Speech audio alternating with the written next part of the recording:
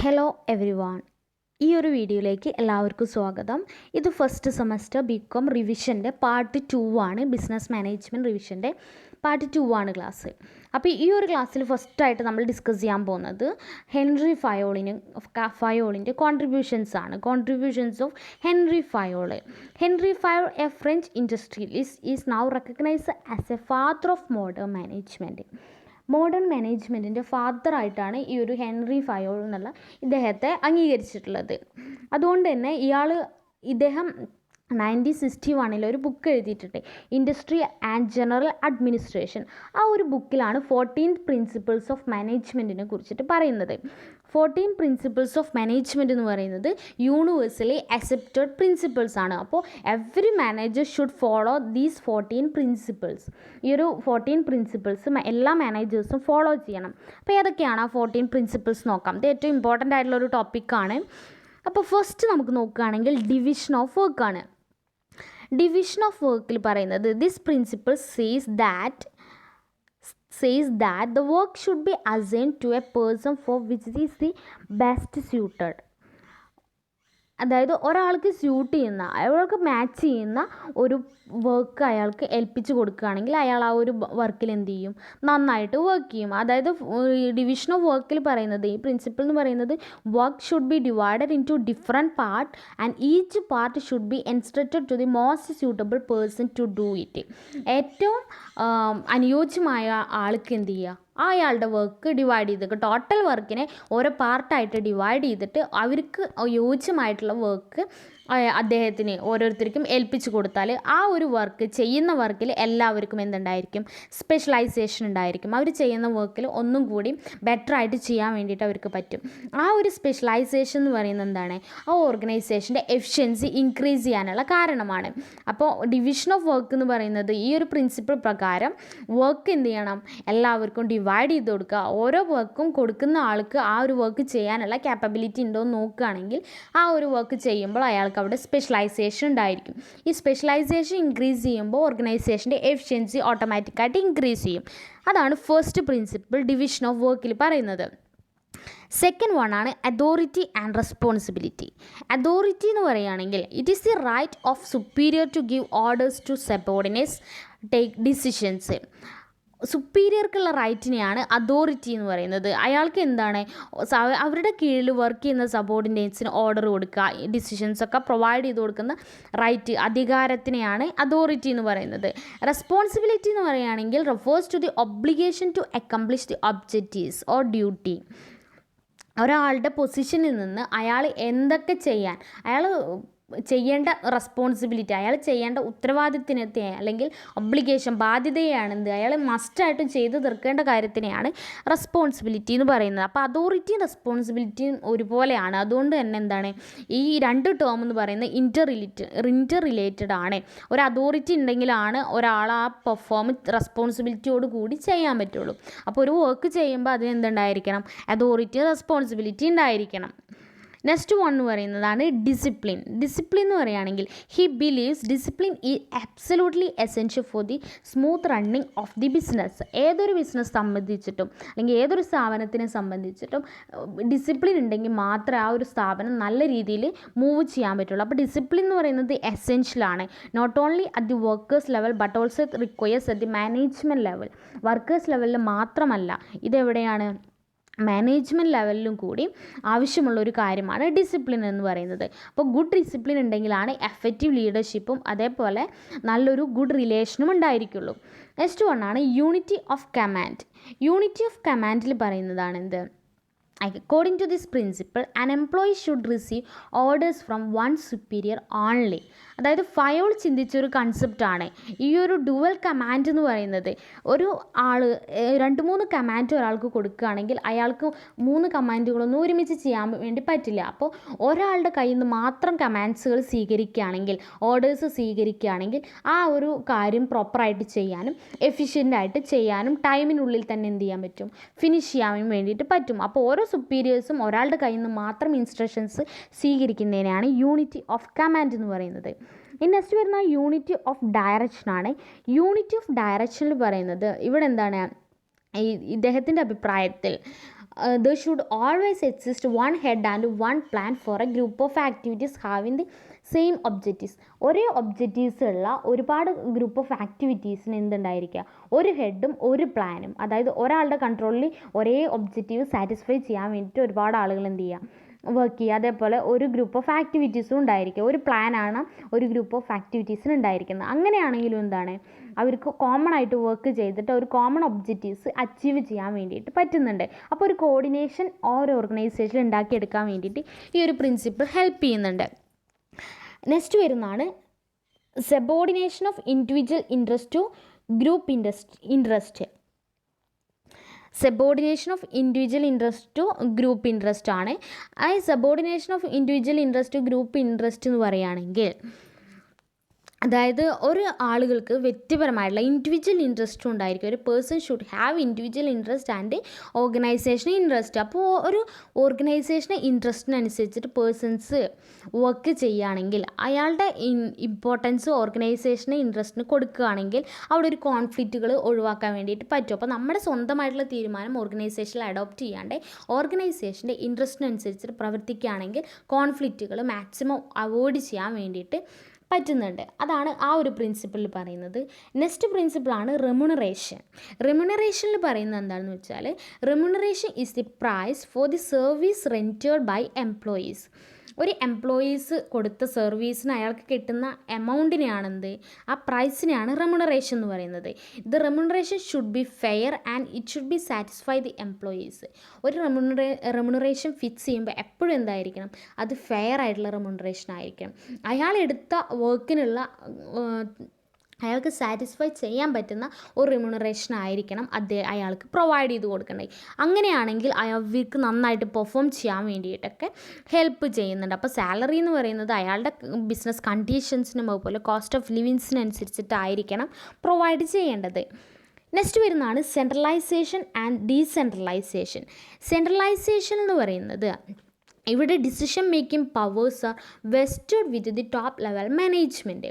സെൻട്രലൈസേഷനിൽ decision making powers top level മാനേജ്മെൻറ്റിൻ്റെ കയ്യിലായിരിക്കും. പക്ഷേ അവിടെ പവേഴ്സ് എന്ന് പറയുന്നത് എന്താണ്, പവേഴ്സ് ടോപ്പ് ലെവൽ മാനേജ്മെൻ്റ് ആണ്. അപ്പോൾ അവരാണ് ഓരോ ഡിസിഷൻസ് എടുക്കുന്നത്. ഇതിൻ്റെ നേരെ ഓപ്പോസിറ്റാണ് ഡീസെൻട്രലൈസേഷൻ. ഇവിടെ ഡിസിഷൻ പവേഴ്സ് ആരുടെ കയ്യിലായിരിക്കും, given to lower level management. Lower level മാനേജ്മെൻറ്റിൻ്റെ കയ്യിലായിരിക്കും ഡിസിഷൻ മേക്കിംഗ് പവേഴ്സ് ഉണ്ടായിരിക്കുക. അതുകൊണ്ട് തന്നെ സെൻട്രലൈസേഷനും അതുപോലെ ഡീസെൻട്രലൈസേഷൻ ഈ ഒരു പ്രിൻസിപ്പിൾ എന്ന് പറയുന്നത് മാനേജ്മെൻറ്റിന് ചില കേസിൽ എന്തായിരിക്കാം, മാനേജ്മെൻറ്റിന് സെൻട്രലൈസേഷൻ ആയിരിക്കാം ഫോളോ ചെയ്യേണ്ടത്. ചില കേസിൽ അതെന്തായിരിക്കാം, ഡീസെൻട്രലൈസേഷൻ ആയിരിക്കണം ഫോളോ ചെയ്യേണ്ടത്. അപ്പോൾ ഓർഗനൈസേഷൻ്റെ സൈസിനും അതേപോലെ ഓർഗനൈസേഷൻ്റെ നേച്ചറിനൊക്കെ അനുസരിച്ചിട്ട് സെൻട്രലൈസേഷനോ ഡീസെൻട്രലൈസേഷനോ ഫോളോ ചെയ്യണം. നെക്സ്റ്റ് വരുന്നതാണ് സ്കാലർ ചെയിൻ. ഈ ഒരു ചെയിൻ എന്ന് പറയുകയാണെങ്കിൽ it is a chain of superiors range from the ultimate authority to the lowest rank. അതായത് മുകളിൽ നിന്ന് എന്ത് ചെയ്യാം, താഴത്തേക്കുള്ള ലോവസ്റ്റ് റാങ്കിലേക്കുള്ള ഒരു ചെയിൻ ഓഫ് കമാൻഡിനെയാണ് എന്ത് സ്കാലർ ചെയിൻ എന്ന് പറയുന്നത്. ഇത് ഇത് 2 മാർക്കിനൊക്കെ ചോദിക്കാറുള്ള ഒരു ക്വസ്റ്റ്യൻ ആണ്. In simple words it is broken chain of superiors to subordinates for the purpose of communication. കമ്മ്യൂണിക്കേഷന് വേണ്ടിയിട്ട് അവർ എന്ത് ചെയ്യും, ഒരു സിമ്പിൾ ചെയിൻ രൂപീകരിക്കുന്നതിനെയാണ് സ്കാലർ ചെയിൻ എന്ന് പറയുന്നത്. അതുകൊണ്ട് തന്നെ the order of this chain should be maintain when some instructions are to be passed on or enquiries are to be made. This suggest that each communicators going to the coming down must follow through each position in the line of authority. ഓരോ line of അതോറിറ്റിയിലും ഓരോ ആളുകൾ എന്തായിരിക്കണം, ഈ ഒരു scalar chain follow ചെയ്തിട്ടായിരിക്കണം ഓർഡേഴ്സും ഇൻസ്ട്രക്ഷൻസൊക്കെ issue ചെയ്യേണ്ടതും receive ചെയ്യേണ്ടതും. Next വരുന്നതാണ് order. ഓർഡറിൽ പറയുന്നത് ഈ ഒരു പ്രിൻസിപ്പിൾ പ്രകാരം there are two types of orders, material order and social order. Material orderൽ പറയുന്നത് in material order there should be a place for everything and everything should be in its place. അതായത് ഓർഗനൈസേഷനിലെ ഓരോ സാധനങ്ങളും ഓരോ മെറ്റീരിയൽസും എന്തായിരിക്കണം, അതിന് ഓരോ സ്പേസ് ഉണ്ടായിരിക്കണം. ആ ഒരു സ്പേസിലായിരിക്കണം ആ മെറ്റീരിയൽസിനെ അറേഞ്ച്മെൻറ്റ് നടത്തുന്നത്. അപ്പോൾ അറേഞ്ച്മെൻറ്റ് ഓഫ് തിങ്സിനെയാണെന്ത് മെറ്റീരിയൽ ഓർഡർ എന്ന് പറയുന്നത്. അപ്പോൾ സോഷ്യൽ ഓർഡർ എന്താണെന്ന് വെച്ചാൽ അറേഞ്ച്മെൻറ്റ് ഓഫ് പീപ്പിൾസിനായിരിക്കണം എന്ത് നടത്തേണ്ടത്. അപ്പോൾ അവിടെ എന്ന് വെച്ചാൽ അറേഞ്ച്മെൻറ്റ് ഓഫ് പീപ്പിൾ എങ്ങനെയാണ് അറേഞ്ച് ചെയ്യുക എന്ന് വെച്ചാൽ right man should be appointed in the right job. ഒരു ആളെ ജോബിൽ അപ്പോയിൻറ്റ് ചെയ്യുമ്പോൾ ആ പൊസിഷനും അയാളുടെ ക്വാളിഫിക്കേഷൻ എക്സ്പീരിയൻസിനും ആ പൊസിഷൻ ഹോൾഡ് ചെയ്യുന്ന കാര്യങ്ങൾക്കൊക്കെ മാച്ചായിട്ടുള്ള ആളായിരിക്കണം. അങ്ങനെയാണെങ്കിലാണ് പ്രോപ്പറായിട്ട് ഒരു ബിസിനസ്സിന് മുന്നേറാൻ പറ്റുള്ളൂ, എഫിഷ്യൻസി ആയിട്ട് ഇൻക്രീസ് ചെയ്യാൻ പറ്റുള്ളൂ. നെക്സ്റ്റ് വരുന്നതാണ് ഇക്വിറ്റി. ഈ ഒരു പ്രിൻസിപ്പിൾ പ്രകാരം this principle requires the managers to be kind and just so that loyalty can be won from the subordinates. അതായത് ഇക്വിറ്റി എന്ന് പറയുകയാണെങ്കിൽ എന്തായിരിക്കണം, it is result from kindliness and justice. നീതിപൂർവ്വമായിട്ടായിരിക്കണം എല്ലാ കാര്യങ്ങളും തീരുമാനിക്കേണ്ടത്. അതുകൊണ്ട് തന്നെ ഇക്വിറ്റിയിൽ everybody should be treated as equal. എല്ലാവരും എന്തായിരിക്കണം, ഒരേപോലെ equal, especially when they are occupying similar position. അതായത് ഒരു ഓർഗനൈസേഷനിൽ ഒരേ പൊസിഷൻസ് ഹാൻഡിൽ ചെയ്യുന്ന എല്ലാവരെയും ഒരേപോലെ ട്രീറ്റ് ചെയ്യണം. അതാണ് ഈ ഒരു പ്രിൻസിപ്പിൾ പ്രകാരം പറയുന്നത്. ഇപ്പോൾ ഒരു കാസ്റ്റിൻ്റെ ബേസിലോ അല്ലെങ്കിൽ റിലീജിയൻ്റെ ബേസിലോ സെക്സിൻ്റെ ബേസിലോ ഒന്നും അവരെന്ത് ചെയ്യാൻ പറ്റില്ല, അവോയ്ഡ് ചെയ്യാൻ വേണ്ടിയിട്ട് പറ്റില്ല. അപ്പോൾ എല്ലാവരും ഒരേപോലെ ട്രീറ്റ് ചെയ്യണം. നെക്സ്റ്റ് വരുന്നതാണ് stability of tenure. Stability of tenure is highly essential to get maximum contribution from വർക്കേഴ്സിൽ നിന്ന് നല്ലൊരു കോൺട്രിബ്യൂഷൻ കിട്ടാൻ വേണ്ടിയിട്ട് എന്ത് ചെയ്യാം, ഈ ഒരു സ്റ്റെബിലിറ്റി ഓഫ് ടെനർ എന്നുള്ള ഈ ഒരു പ്രിൻസിപ്പിൾ ഫോളോ ചെയ്യാം. ഈ സ്റ്റെബിലിറ്റി ഓഫ് ടെനർ എന്ന് ഉദ്ദേശിക്കുന്നത് എന്താണെന്ന് വെച്ചാൽ ഒരു ഓർഗനൈസേഷനിൽ ഓരോ എംപ്ലോയീസും എത്ര കാലം വർക്ക് ചെയ്യണം, അതായത് അയാളുടെ കാലാവധി എത്രത്തോളമാണ്, എങ്ങനെയാണ് ആ ഒരു പൊസിഷൻ ചേഞ്ച് ചെയ്യുന്നത്, അതിനെക്കുറിച്ചിട്ടാണ് ഈ ഒരു സ്റ്റെബിലിറ്റി ഓഫ് ടെനർ എന്ന് പറയുന്നത്. അപ്പോൾ ഫ്രീക്വൻറ്റ് ചേഞ്ചസ് വരികയാണെങ്കിൽ അത് മൊത്തത്തിലുള്ള വേസ്റ്റേജ് ഒക്കെ ആവാനുള്ള ചാൻസ്. അതായത് ഓരോ എംപ്ലോയീസ് ഇങ്ങനെ മാറിക്കൊണ്ടിരിക്കുകയാണെങ്കിൽ അതെന്തുണ്ടായിരിക്കില്ല, സ്ഥിരത ഉണ്ടായിരിക്കില്ല. വർക്കേഴ്സിൻ്റെ വർക്കിനും കാര്യത്തിനും സ്ഥിരത ഉണ്ടായിരിക്കില്ല. അപ്പോൾ എപ്പോഴും വർക്ക് ചെയ്യുമ്പോൾ അവിടെ ഒരു സ്റ്റെബിലിറ്റി ഉണ്ടായിരിക്കണം. അവരുടെ കാലാവധി എന്ന് പറയുന്നത് സ്റ്റെബിലിറ്റിയോട് കൂടി ആയിരിക്കണം. അതാണ് 12th principles of Fayol. Next പറയുന്ന പ്രിൻസിപ്പിളാണ് ഇനീഷ്യേറ്റീവ്. ഇനീഷ്യേറ്റീവിൽ പറയുന്നതാണ് employees should be given adequate freedom to think and execute their ideas. എംപ്ലോയീസിന് എന്തുണ്ടായിരിക്കണം, അഡ്വക്കേറ്റ് ഫ്രീഡം, ഓരോ കാര്യങ്ങൾ തിങ്ക് ചെയ്യാനും അതേപോലെ എക്സിക്യൂട്ട് ചെയ്യാനുള്ള ഫ്രീഡം ഉണ്ടായിരിക്കണം. ഇനീഷ്യേറ്റീവ് ആയിരിക്കണം ഓരോ എംപ്ലോയീസും. ഓരോ കാര്യങ്ങളും അയാളുടെ മാക്സിമം എഫേർട്ട് കൊണ്ട് ചെയ്യാൻ പറ്റുന്ന രീതിയിലായിരിക്കണം ചെയ്യുന്നത്. ഒരാൾ പറയുന്നതിന് മുന്നേ തന്നെ ഓരോ കാര്യങ്ങളും ഫിനിഷ് ചെയ്യുകയാണെങ്കിൽ അയാൾക്ക് ബെറ്റർ ആയിട്ടുള്ള എഫേർട്സും എഫിഷ്യൻസിയും ഇമ്പ്രൂവ് ചെയ്യാൻ വേണ്ടി പറ്റും. In simple words, initiative means to do something without waiting for orders from superiors. സുപ്പീരിയേഴ്സിൻ്റെ കയ്യിൽ നിന്ന് ഓർഡർ കിട്ടുന്നതിന് മുന്നേ തന്നെ നമ്മൾ ചെയ്യുന്ന കാര്യത്തിനെയാണ് ഇനീഷ്യേറ്റീവ് എന്ന് പറയുന്നത്. നെക്സ്റ്റ് വരുന്നതാണ് എക്സ്പിരിറ്റ് ഡീകോപ്സ്. 14th principles. ഇത് ഓൾഡ് പ്രിൻസിപ്പിളായിട്ടുള്ള യൂണിയൻ ഈ സ്ട്രെങ്ത്തിൻ്റെ ബേസിസിലാണ് ഈ ഒരു പ്രിൻസിപ്പിൾ ഫോളോ ചെയ്തിട്ടുള്ളത്. ഇവിടെ എന്ത് പറയുന്നത് വെച്ചാൽ managers should infuse the spirit of team work in their subordinates. അതായത് എന്താണ്, ഒരു യൂണിയനോട് കൂടി പ്രവർത്തിക്കുക. മാനേജേഴ്സ് ആണെങ്കിലും അല്ലെങ്കിൽ വർക്കേഴ്സ് ആണെങ്കിൽ പോലും ഒരു എന്തുണ്ടാവുക, യൂണിയനോട് കൂടി പ്രവർത്തിക്കുക, ഒരുമിച്ച് പ്രവർത്തിക്കുകയാണെങ്കിൽ ആ ഓർഗനൈസേഷൻ നല്ല രീതിയിൽ ഡെവലപ്മെൻറ്റ് ഉണ്ടാക്കിയെടുക്കാൻ പറ്റും. അതാണ് ഈ ഒരു എസ്പിരിറ്റ് ഡീകോപ്സിൽ പറയുന്നത്. അപ്പോൾ ഇത്രയാണ് 14 principles of Fayol 14 principles of മാനേജ്മെൻറ്റിൽ പറയുന്നത്. ഇനി നെക്സ്റ്റ് ടോപ്പിക്കാണ് അഡ്മിനിസ്ട്രേഷനും മാനേജ്മെൻറ്റും. എന്താണ് മാനേജ്മെൻറ്റ്, അതേപോലെ മാനേജ്മെൻറ്റും അഡ്മിനിസ്ട്രേഷനും തമ്മിലുള്ള മെയിനായിട്ട് വരുന്ന ഡിഫറൻസസ് എന്തൊക്കെയാണ്. നമുക്കറിയാം, മാനേജ്മെൻറ്റ് നമ്മൾ നേരത്തെ പഠിച്ചിട്ടുണ്ട്. മാനേജ്മെൻറ്റ് ഈസ് കൺസിഡേർഡ് അല്ലെങ്കിൽ management is defined as a art of getting things done through with other people. വേറൊരാളെയും കൊണ്ട് എന്ത് ചെയ്യാണ്, ഓരോ കാര്യങ്ങളും ചെയ്യിപ്പിക്കുന്ന ഒരു കലയാണ് നമ്മൾ മാനേജ്മെൻറ്റ് എന്ന് പറയുന്നത്. അഡ്മിനിസ്ട്രേഷൻ എന്ന് പറയുകയാണെങ്കിൽ ഓരോ ഓതേഴ്സും ഓരോ രീതിയിലാണ് പറഞ്ഞിട്ടുള്ളത്. കുറേ ആളുകൾ പറഞ്ഞിട്ടുണ്ട് administration and management R synonymous എന്ന് പറഞ്ഞിട്ടുണ്ട്. അതേപോലെ മാനേജ്മെൻറ്റും അഡ്മിനിസ്ട്രേഷൻ എന്ന് പറയുന്നത് അഡ്മിനിസ്ട്രേഷൻ ഹയർ ലെവൽ ഫങ്ഷനും മാനേജ്മെൻറ്റ് എന്ന് പറയുന്നത് ലോവർ ലെവൽ ഫങ്ഷനാണെന്ന് പറയുന്നുണ്ട്. നെക്സ്റ്റ് അഡ്മിനിസ്ട്രേഷൻ എന്ന് പറയുന്നത് മാനേജ്മെൻറ്റ് ഒരു പാർട്ടാണെന്ന് പറയുന്നുണ്ട്. അപ്പോൾ ഇങ്ങനെയൊക്കെ നോക്കുകയാണെങ്കിൽ മാനേജ്മെൻറ്റും അഡ്മിനിസ്ട്രേഷനും തമ്മിലുള്ള ഡിഫറൻസസ് എന്തൊക്കെയാണെന്നുള്ളതാണ് ഈ ഒരു ടോപ്പിക്കിൽ ഡിസ്കസ് ചെയ്യുന്നത്. ഫസ്റ്റ് വൺ എന്ന് പറയാൻ പോളിസി ആൻഡ് ഒബ്ജക്റ്റീവ്സിൻ്റെ ബേസിസിൽ എടുക്കുകയാണെങ്കിൽ അഡ്മിനിസ്ട്രേഷൻ എന്ന് പറയുന്നത് determines policy to be followed and decide the objectives to be achieved. ഈ ഒരു അഡ്മിനിസ്ട്രേഷനിൽ ഏത് പോളിസിയാണ് ഫോളോ ചെയ്യേണ്ടത്, അതുപോലെ ഏത് ഒബ്ജക്റ്റീവാണ് അച്ചീവ് ചെയ്യേണ്ടത് എന്നുള്ളത് ഡിറ്റർമൈൻ ചെയ്യേണ്ടത് ആരാണ്? ഈ അഡ്മിനിസ്ട്രേഷനാണ്. മാനേജ്മെൻറ്റ് എന്ന് പറയുകയാണെങ്കിൽ അവർ ഡിറ്റർമൈൻ ചെയ്ത പോളിസീസും ഒബ്ജക്റ്റീവ്സൊക്കെ എന്ത് ചെയ്യുക, അച്ചീവ് ചെയ്യുക, ആ പോളിസി ഇംപ്ലിമെൻറ്റ് ചെയ്യുക, അതിനനുസരിച്ചിട്ട് ഒബ്ജക്റ്റീവ്സ് അച്ചീവ് ചെയ്യലാണ് മാനേജ്മെൻറ്റിൽ ചെയ്യുന്നത്. നെക്സ്റ്റ് വരുന്നതാണ് അഡ്മിനിസ്ട്രേഷനിൽ on the basis of directing of human efforts. Administration not directly involves in the execution of plan and achievement of objectives.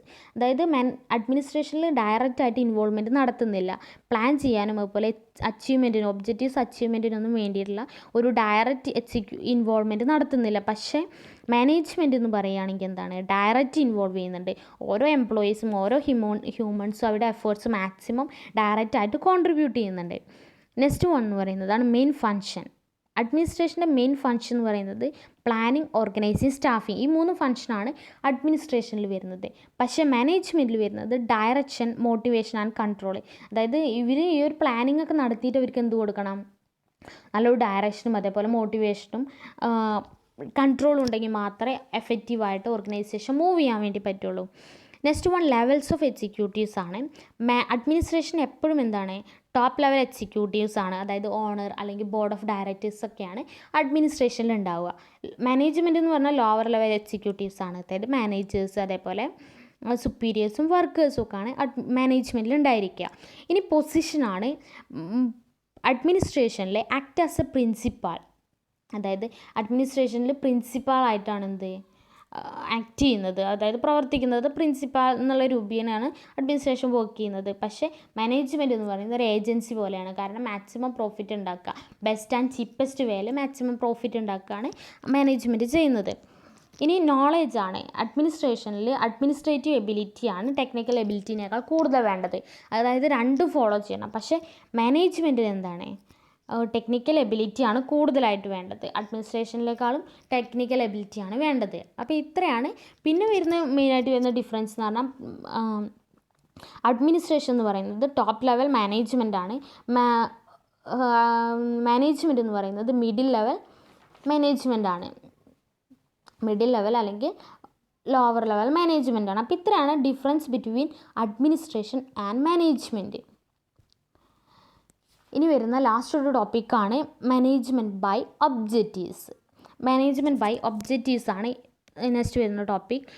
ഈ ഒരു ടോപ്പിക്കിൽ മാനേജ്മെൻറ്റ് ബൈ ഒബ്ജക്റ്റീവ്സ് എന്ന് പറയുകയാണെങ്കിൽ it is a process of defining objectives within an organisation. So the management and employees agree to the objectives and understand what they need to do in order to achieve them. ഈ ഒരു concept, ഈ ഒരു management by objectives എന്നുള്ള ഒരു concept introduce ചെയ്തിട്ടുള്ളത് Peter F Drucker എന്നുള്ള ആളാണ്. അയാളുടെ ബുക്കിലാണ് ദ പ്രാക്ടീസ് ഓഫ് മാനേജ്മെൻറ്റ് 1954 ഈ ഒരു ടേം ഇൻട്രൊഡ്യൂസ് ചെയ്തിട്ടുള്ളത്. ഫസ്റ്റ് പോപ്പുലറൈസ് ചെയ്തിട്ടുള്ളത് പീറ്റർ ഓഫ് ഡ്രക്കറാണ്. ഇദ്ദേഹത്തിൻ്റെ അഭിപ്രായത്തിൽ മാനേജ്മെൻറ്റ് ബൈ ഒബ്ജക്റ്റീവ്സ് എന്ന് പറയുന്നത് process of defining objectives define ചെയ്യുന്നുള്ള ഒരു പ്രോസസ്സാണ്. ആ ഓർഗനൈസേഷൻ്റെ ഒബ്ജക്റ്റീവ്സ് ഡിഫൈൻ ചെയ്യുക. അതേപോലെ തന്നെ മാനേജ്മെൻറ്റും എംപ്ലോയീസും എന്ത് ചെയ്യുക, ആ ഒബ്ജക്റ്റീവ്സിനനുസരിച്ചിട്ട് എന്താണ് മനസ്സിലാക്കേണ്ടത്, എന്താണ് അവർ അച്ചീവ് ചെയ്യേണ്ടത്, ആ കാര്യങ്ങൾ അനുസരിച്ചിട്ട് അവർ പ്രവർത്തിക്കുന്നതിനെയാണെന്ത് മാനേജ്മെൻറ്റ് ബൈ ഒബ്ജക്റ്റീവ്സ് എന്ന് പറയുന്നത്. അതായത് ഓർഗനൈസേഷൻ്റെ ഒബ്ജക്റ്റീവ്സിനെയാണ് ഇവിടെ മെയിനായിട്ട് ഫോക്കസ് ചെയ്യുന്നത്. ആ ഒബ്ജക്റ്റീവ്സിനനുസരിച്ച് മാനേജ്മെൻറ്റും എംപ്ലോയീസും ഒരേപോലെ ഓർഗനൈസേഷൻ്റെ ഒബ്ജക്റ്റീവ്സ് അച്ചീവ് ചെയ്യാൻ വേണ്ടിയിട്ട് പ്രവർത്തിക്കുന്ന ഒരു ഫങ്ഷനെയാണ് മാനേജ്മെൻറ്റ് ബൈ ഒബ്ജക്റ്റീവ്സ് എന്ന് പറയുന്നത്. ഇനി ഇതിൻ്റെ ഒരു ഡെഫിനിഷൻ നോക്കുകയാണെങ്കിൽ management by objectives can be defined as a process whereby the employees and the superiors come together to identify common goals. അതായത് ഡിഫൈൻ ചെയ്തിട്ടുള്ളത് മാനേജ്മെൻറ്റ് ബൈ ഒബ്ജക്റ്റീവ്സ് ഡിഫൈൻ ചെയ്തിട്ടുള്ളത് ഒരു പ്രോസസ്സ് എന്നുള്ള രീതിയിലാണ്. ഇവിടെ എംപ്ലോയീസും സുപ്പീരിയേഴ്സും ഒരുമിച്ച് നിന്നിട്ട് എന്ത് ചെയ്യും, ഒരു കോമൺ ഗോൾസിന് വേണ്ടിയിട്ട് ഒരുമിച്ച് നിന്ന് പ്രവർത്തിക്കുക. Employees set their goals to be achieved. Employees എന്ത് ഗോളാണ് അച്ചീവ് ചെയ്യേണ്ടതെന്നുള്ളത് ആദ്യം സെറ്റ് ചെയ്ത് വെക്കും. എന്നിട്ട് എന്ത് ചെയ്യും, standard to be taken as criteria, ഒരു സ്റ്റാൻഡേർഡ് അവിടെ ഫിക്സ് ചെയ്ത് വെക്കും. അതായത് ഓർഗനൈസേഷൻ്റെ ഇപ്പോൾ പ്രോഫിറ്റ് ഇത്ര 1 lakh അവർക്ക് ഇൻക്രീസ് ചെയ്യുക എന്നുള്ളത് ഒരു സ്റ്റാൻഡേർഡായിട്ട് അവർ ഫിക്സ് ചെയ്യും. അതിനനുസരിച്ചിട്ട് ഒബ്ജക്റ്റീവ് സെറ്റ് ചെയ്യും. എന്നിട്ട് എന്ത് ചെയ്യും, അവിടെ മെഷർമെൻറ്റ് നടത്തും. ആ ഒരു പെർഫോമൻസ് മെഷർമെൻറ്റ് നടത്തും. ആ 1 lakh തന്നെയാണ് ഓർഗനൈസേഷനിൽ പ്രോഫിറ്റ് ഉണ്ടോ എന്നുള്ളത് മെഷർ ചെയ്യും. അപ്പോൾ അതിൽ കുറവാണെങ്കിൽ എന്താണ്, ഡീവിയേഷൻസ് കണ്ടെത്തും. അതിനനുസരിച്ചുള്ള കോഴ്സ് ഓഫ് ആക്ഷൻ എടുക്കുന്ന ഒരു പ്രക്രിയയാണ് മാനേജ്മെൻറ്റ് ബൈ ഒബ്ജക്റ്റീവ്സ് എന്ന് പറയുന്നത്. ഇനി ഈ ഒരു മാനേജ്മെൻറ്റ് ബൈ ഒബ്ജക്റ്റീവ്സിൽ ഒരുപാട് ബെനിഫിറ്റ്സും ഒക്കെ പറയുന്നുണ്ട്. അപ്പോൾ ഫസ്റ്റ് ബെനിഫിറ്റ് എന്ന് പറയുകയാണെങ്കിൽ subordinates cooperate and participate in setting goals. അവിടെ മാനേജേഴ്സിൻ്റെ സബോർഡിനേറ്റ്സ് എന്ത് ചെയ്യുന്നുണ്ട്, ഓരോ ഓർഗനൈസേഷൻ്റെ ഒബ്ജക്റ്റീവ്സ് സെറ്റ് ചെയ്യാൻ വേണ്ടിയിട്ട് അവരെന്ത് ചെയ്യുന്നുണ്ട്, പാർട്ടിസിപ്പേറ്റ് ചെയ്യുന്നുണ്ട്. അപ്പോൾ അങ്ങനെ പാർട്ടിസിപ്പേറ്റ് ചെയ്യുകയാണെങ്കിൽ അവിടെ ആക്റ്റീവ് ഇൻവോൾവ്മെൻറ്റ് ഇൻ സെറ്റിംഗ് കോൾസിൽ നടത്തുന്നുണ്ട്. അവർ ഓരോ ഓർഗനൈസേഷനിലും ആക്റ്റീവ് ഇൻവോൾവ്മെൻറ്റ് നടത്തുന്നുണ്ട്. അതുകൊണ്ട് തന്നെ അവർക്ക് അവിടെ വർക്ക് ചെയ്യാനുള്ളൊരു താല്പര്യം ഇൻക്രീസ് ചെയ്യും. അതാണ് ഫസ്റ്റ് ബെനിഫിറ്റ് എന്ന് പറയുന്നത്. സെക്കൻഡ് എന്ന് പറയുന്നത് സബോർഡിനേറ്റ്സിന് എന്ത് ചെയ്യാണ്, it provides the subordinates an opportunity which will encourage them to improve their performance. അവരുടെ സ്വന്തം പെർഫോമൻസ് ഇമ്പ്രൂവ് ചെയ്യാൻ വേണ്ടിയിട്ട്, സെൽഫ് പെർഫോമൻസ് ഇമ്പ്രൂവ് ചെയ്യാൻ വേണ്ടിയിട്ടുള്ളൊരു വേദി ഒരുക്കി കൊടുക്കുകയാണ് ഈ MPO വഴി. അതുകൊണ്ട് തന്നെ അവർക്ക് നല്ലൊരു ഒബ്ജക്റ്റീവ്സ് അച്ചീവ് ചെയ്യാൻ വേണ്ടി പറ്റും. നെക്സ്റ്റ് പറയുന്നത് by setting a clear cut and verifiable objectives. ഇവർക്ക് എന്ത് ചെയ്യുന്നുണ്ട്, ഒരു ക്ലിയർ കട്ട് അതുപോലെ വെരിഫയബിൾ ഒബ്ജക്റ്റീവ്സ് കിട്ടുന്നുണ്ട്. അപ്പോൾ ഇവർക്ക് എംപ്ലോയീസ് എന്ന് പറയുന്നത് അവരുടെ പെർഫോമൻസ് എത്രത്തോളം ഉണ്ടെന്ന് കൺട്രോൾ ചെയ്യാൻ വേണ്ടിയിട്ട് ഈ ഒരു MPO വഴി ഹെൽപ്പ് സാധിക്കും. കാരണം അവരെങ്ങനെയാണ് ഒബ്ജക്റ്റീവ് സെറ്റ് ചെയ്യുന്നത് അതിനനുസരിച്ചിട്ട് എന്ത് ചെയ്യാൻ പറ്റും, അവരുടെ പെർഫോമൻസ് അവർക്ക് അനലൈസ് ചെയ്യാൻ വേണ്ടി പറ്റും. നെക്സ്റ്റ് വരുന്നത് managers at all levels are involved in setting calls. എല്ലാ ലെവൽസിലെ മാനേജേഴ്സും എന്ത് ചെയ്യുന്നുണ്ട്, ഈ ഒരു ഓർഗനൈസേഷൻ്റെ ഒബ്ജക്റ്റീവ് സെറ്റ് ചെയ്യാൻ വേണ്ടിയിട്ട് നിൽക്കുന്നുണ്ട്. അപ്പോൾ അവിടെ ഫുൾ കമ്മിറ്റ്മെൻറ്റ് ഒബ്ജക്റ്റീവ്സ് ഫിക്സ് ചെയ്യുന്നതിലുണ്ടായിരിക്കും. നെക്സ്റ്റ് വരുന്നത് ഒബ്ജക്റ്റീവ്സ് എന്ന് പറയുന്നത് ഓരോ ലെവൽസിലെ ഒബ്ജക്റ്റീവ്സ് എന്ത് ചെയ്യുന്നുണ്ട്, ഇൻറ്റിഗ്രേറ്റ് ചെയ്തിട്ട് ഒറ്റൊരു ഓവറോൾ ഒബ്ജക്റ്റീവായിട്ട് അവിടെ പ്രവർത്തിക്കാൻ വേണ്ടി പറ്റുന്നുണ്ട്. നെക്സ്റ്റ് പറയുകയാണെങ്കിൽ it provides definite performance standards. ഒരു ഡെഫിനിറ്റ് ആയിട്ടുള്ള ഒരു പെർഫോമൻസ് സ്റ്റാൻഡേർഡ്സ് ഇവിടെ പ്രൊവൈഡ് ചെയ്ത് കൊടുക്കുന്നുണ്ട്. പിന്നെ അതുപോലെ തന്നെ എന്താണ്, managers at all levels are involved in setting goals. എല്ലാ ലെവൽസിലെ മാനേജേഴ്സ് എന്ത് ചെയ്യുന്നുണ്ട്, ഗോൾസ് സെറ്റ് ചെയ്യാൻ ഇൻവോൾവ് ചെയ്യുന്നത്. അതുകൊണ്ട് തന്നെ അവർക്ക് അവരുടെ റോൾ എന്താണെന്ന്, എൻ്റെ ഓർഗനൈസേഷൻ റോൾ എന്താണെന്ന് മനസ്സിലാക്കാൻ വേണ്ടി പറ്റുന്നുണ്ട്. അതേപോലെ ഓർഗനൈസേഷൻ ടൂളായിട്ട് നമുക്ക് ഈ ഒരു MPOനെ കൺട്രോൾ ടൂളായിട്ട് നമുക്ക് MPOനെ എടുക്കാം. കാരണം ഓർഗനൈസേഷൻ്റെ ലെവൽസിനനുസരിച്ച് അവിടെ കൺട്രോൾ ചെയ്യലൊക്കെ ഈ എംപ്ലോയീസ് ആയിരിക്കും. അങ്ങനെ ഒരുപാട് ബെനിഫിറ്റ്സ് ഈ MPOസിനുണ്ട്. അപ്പോൾ ഇത്രയാണ് ഇമ്പോർട്ടൻ്റ് ആയിട്ട് വരുന്ന ടോപ്പിക്സ് എന്ന് പറയുന്നത്. അപ്പോൾ എല്ലാ പോയിൻറ്റ്സും നിങ്ങൾ ഫസ്റ്റ് ചാപ്റ്ററിൽ നോക്കുക. അതേപോലെ ഇമ്പോർട്ടൻ്റ് ആയിട്ട് ഇതിനെ കൂടുതലായിട്ട് എന്ത് ചെയ്യുക, ഫോക്കസ് ചെയ്യാം. അപ്പോൾ ഇത്രയാണ് ഫസ്റ്റ് ചാപ്റ്ററിൽ ഡിസ്കസ് ചെയ്യാനുള്ളത്.